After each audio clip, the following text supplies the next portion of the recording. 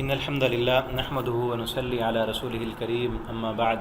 أعوذ بالله السميع العليم من الشيطان الرجيم من همزه ونفخه ونفثه بسم الله الرحمن الرحيم واذكر في الكتاب مريم إذ انتبذت من أهلها مكانا شرقيا۔ ترجمہ قرآن کا سبق آج انشاءاللہ سورہ مریم آیت نمبر 16 سے ہم پڑھیں گے۔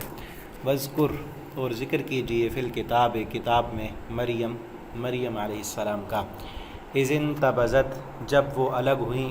من اہلیہا اپنے گھر والوں سے، مکانا شرقیہ ایک جگہ میں، شرقیہ مشرق کی جانب، گھر کے مشرق کی جانب ایک جگہ میں جب وہ جمع ہوئیں الگ ہوئیں۔ فاتخذت تو پھر بنا لیا اس نے، من دونہم ان کی طرف سے، حجاباً ایک پردہ، فارسلنا پھر ہم نے بھیجا، الیہا اس کی طرف، روحنا اپنی روح،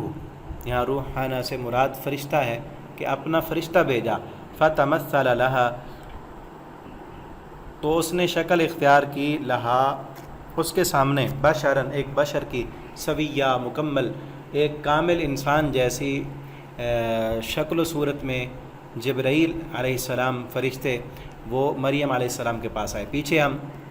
اسی صورت کے شروع میں، سورہ کا نام بھی سورہ مریم ہے اسی وجہ سے کہ اس میں مریم علیہ السلام کا ذکر ہے، اور میں نے صورت کے شروع میں بتایا تھا کہ یہی آیتیں نجاشی کے سامنے جب پڑھی گئیں، مریم علیہ السلام اور ان کی بیٹا حضرت عیسیٰ علیہ السلام ان کی ولادت کا جو ذکر ہے، تو وہ سب مان گئے اور مسلمان ہو گئے تھے،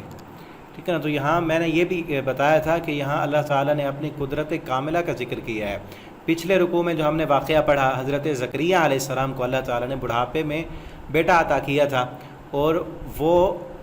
بھی اللہ کا معجزہ تھا، لیکن وہاں یہ تھا کہ ماں اور باپ تو موجود ہے۔ زکریہ علیہ السلام بوڑھے ہو چکے تھے، ہڈیاں کمزور تھیں، ان کی بیوی بانجھ ہو چکی تھی، لیکن خاوند اور بیوی تو تھے، بچہ جننے کی صلاحیت نہیں رکھتے تھے، وہ موجود تھے۔ اب یہاں اس سے بڑا معجزہ اللہ رب العالمین دکھا رہے ہیں کہ یہاں اب باپ ہے ہی نہیں، مریم علیہ السلام کنواری، ان کو اللہ رب العالمین نے بیٹا عطا کیا اور بھیجا ان کی طرف اپنے فرشتے کو انسانی شکل میں۔ قالت تو کہنے لگی، کہا مریم نے، انی اعوذ بالرحمن بے شک میں پناہ چاہتی ہوں رحمان کی، من کا تجھ سے، ان کنت تقیہ اگر ہے تو کوئی ڈرنے والا، اگر تو بھی رحمان کو مانتا ہے تو میں رحمان کی تجھے پناہ، میں اپنے آپ کو رحمان کی پناہ میں دیتی ہوں کہ تو میرے قریب مت آنا، میں یہاں اکیلی ہوں۔ اور اکیلے کس لیے تھیں؟ باقی لوگوں سے علیحدہ تھیں، اللہ رب العالمین کی عبادت کی غرض سے، تاکہ انہیں کوئی دیکھے نہ۔ چھپ کر عبادت کرنا عورت کے لیے افضل ترین عبادت ہے کہ ایک کمرے میں الگ جگہ میں جہاں کوئی دیکھ نہ رہا ہو، خصوصاً نفلی عبادت،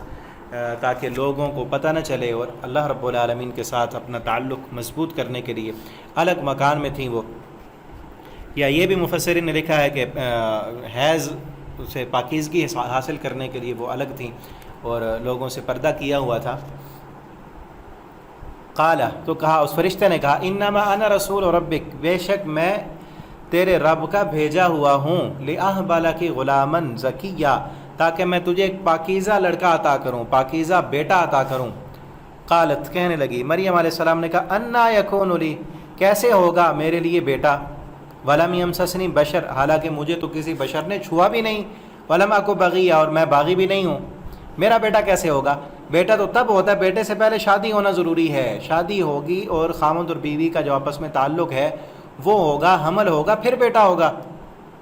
میری تو شادی، یم سسنی بشر مجھے کسی بشر نے چھوا نہیں، یہاں چھونے سے مراد جماع ہے،